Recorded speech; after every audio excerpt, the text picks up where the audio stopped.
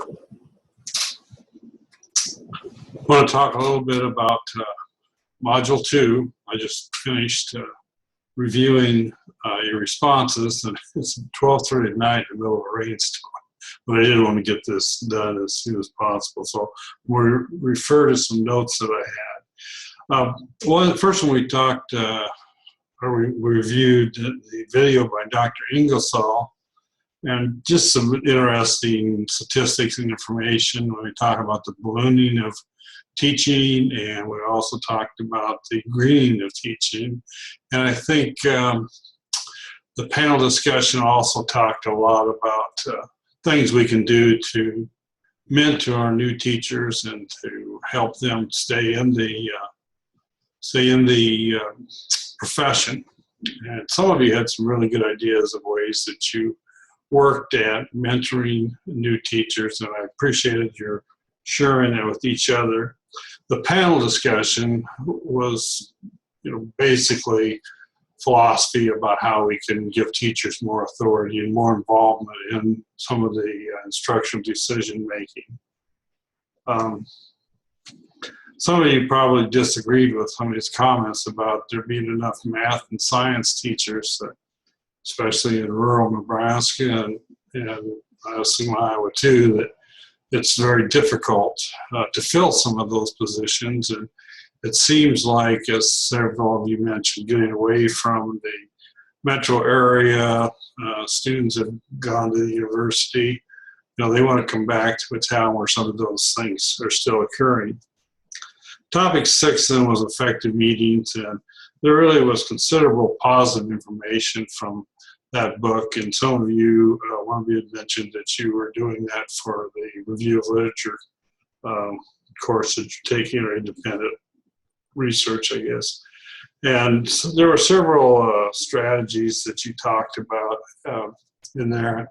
One of the strategies that I used as far as administrative meetings is I often would we would have this discussion, and we talk about what we're going to discuss in the next week so we could get some information for that. But the last comment that I would have is, okay, what did we decide today? Or any committee meeting you're in, what did we get done today? What did we decide? Oftentimes there's discussion, and sometimes it's fairly rigorous, and the loudest person may have thought they got their way, or that that's where you were going. And I think by just saying, what do we decide today, sometimes the loudest person who thinks they have the best argument is not the direction you choose to go. So I think that clarifies that a bit. A little bit of talk about crisis team meetings and how they should be structured. And I thought there was a lot of, a couple of you had experiences with that. I had one where we had 3 of the school board members' children get killed in a car wreck, and we found out about it in the middle of a concert, and so it was kind of a really hectic time. And the crisis team, we had things fairly well prepared, although at that time my chairman it was a good friend of his, and he really couldn't carry on, so we went on with that. But fortunately, we had some guidance as to how we were going to approach that. And we had a crisis team training, and the fellow who had trained us, I called him Lincoln, and he did some great things for us to kind of get things organized for the next day. Topic 7, then you were asked to, in an interview, to describe how you would help the board to understand the difference between administrative and board responsibilities. My advice on that is you want to make sure that they understand and they see that the difference, and that you can understand and explain to them. At that time in interview, I wouldn't lecture them about what should occur. I would talk about building trust, building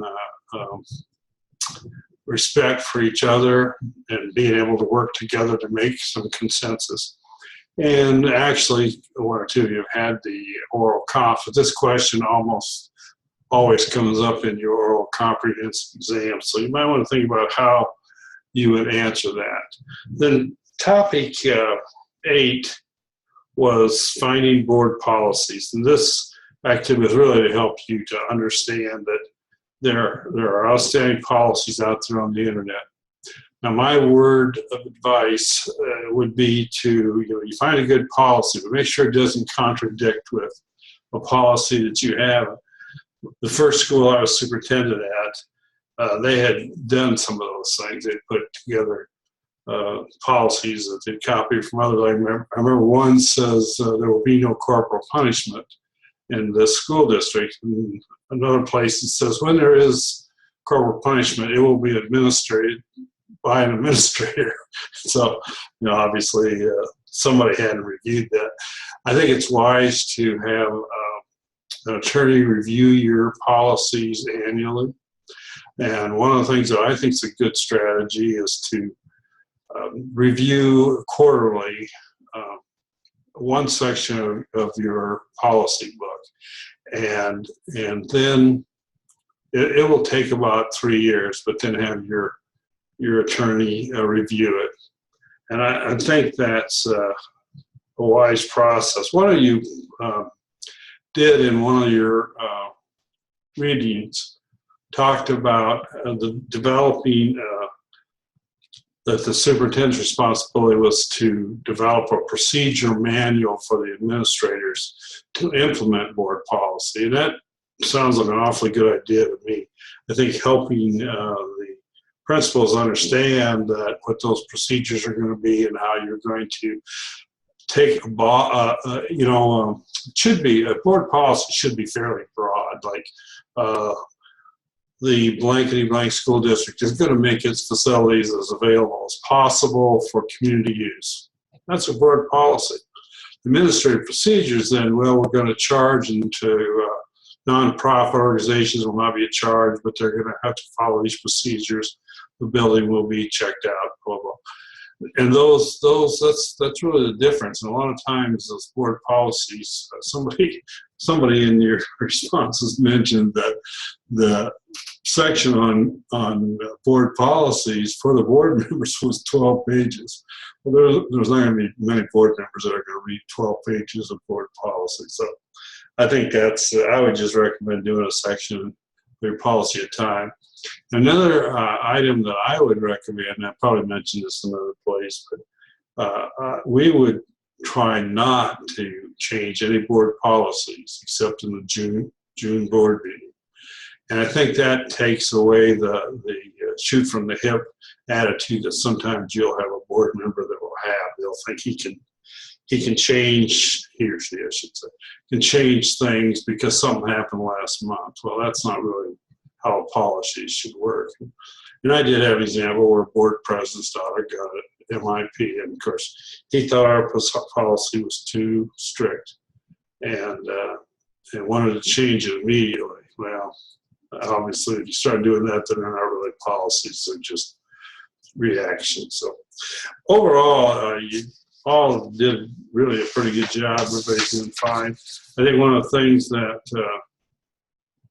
I'm seeing is you are sharing ideas or seeing something that somebody posted that you could use in your own school. I think that's really what this is about.